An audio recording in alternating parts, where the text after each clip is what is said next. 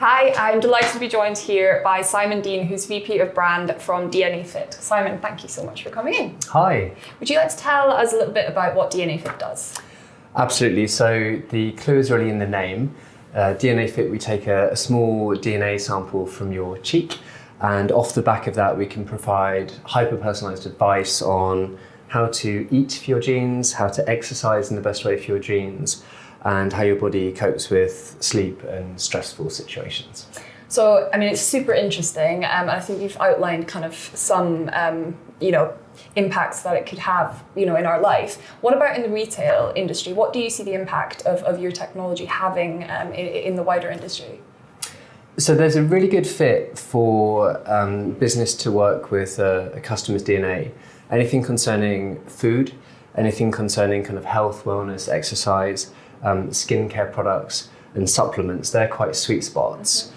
And what we're seeing is that more brands are thinking about integrating DNA into their offer so they can be very personalized with their offer. So the idea of personalization isn't really new, but what we tend to see with a DNA recommendation is it's very sticky.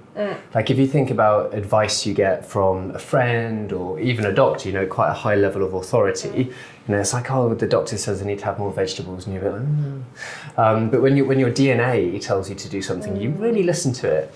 Everyone knows they should wear SPF 20, maybe more moisturizer, but if my DNA tells me that I have a high risk of skin photoaging, then that's going to really make that piece of information stick when I go into the cosmetics store and buy my moisturizer. So yeah, those types of brands can foster a strong customer relationship.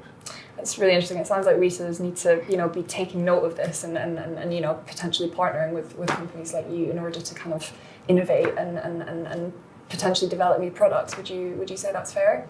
Yeah, I mean, some of them are. We do deal with a lot of supplement companies, skincare companies as well a little bit now, and then food is a big area for us, and even athletics companies as well. So yeah. Super interesting. What about in terms of kind of technology, other kind of technology and innovation that you think has the kind of potential to transform the industry? I think transform is a really big word, and when you've got an enormous organisation, it can be difficult to drive change. If I think what's transformed our business the most, it's actually been kind of working out how best to leverage PR, influencers, and Instagram advertising. And they're certainly not three separate things. They're kind of the influencers live on Instagram. They're the things that kind of stop people in their tracks. And then the kind of the PR, having the kind of the press logos and what have you, can have some validation. And then if you have those ingredients and then you give them to a super skilled advertising agency who can kind of game the algorithms and really work out the best way to kind of like blend those ingredients in a compelling way, switch them up all the time. We sometimes have 20, 30 variations of very similar ads running. And in our business, that's doubled our return on ad spend. So that to me is a transformation. What about when businesses like Instagram, become less, I guess, popular, and there's a shift perhaps? What kind of impact do you think that could have? I think the way to think about it is when you're not thinking like a retailer and when you're thinking like a consumer, where are you spending your time? And for the moment, if I think about myself this year, the only times I've bought new products have actually been when they've popped up on my Instagram feed, and because it has observed my actions. I was looking at cycling stuff on some website, and then all of a sudden in my feed, I have a cycling outfit comes up from a different brand, but it kind of knew. So I think the most useful thing you can do is just put your consumer hat on every now and again, think about what you're doing, and then be aware if what you're doing is no longer correlating to what your business is doing. Yeah, that's a good point. I think digitally native brands are so good at the whole Instagram selling, like the likes of Glossier, really, really good. So yeah, they're ones to watch. What about partnerships?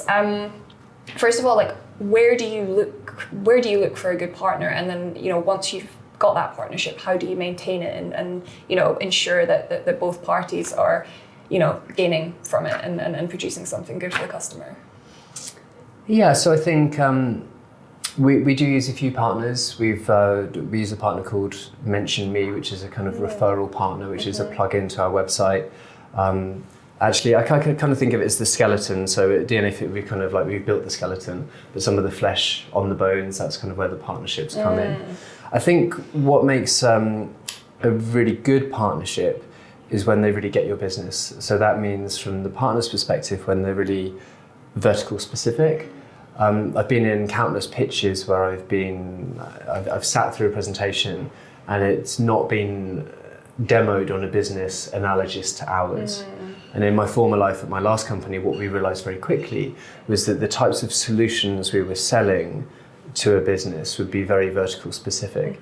So if you think about the difference between selling a holiday twice a year, that the marketing of a holiday and then the steps in which you need to kind of like sell the holiday and then upsell various ancillaries or the car hire, that's a very different proposition to something like cosmetics, where the dream scenario is that you're helping someone replenish their skin cream every month when it runs out, and then maybe you're helping them buy the bigger size because there's a better margin or something like that. So if you're able to kind of speak the language of the person you're selling to, that gives off the right signals for a fruitful partnership.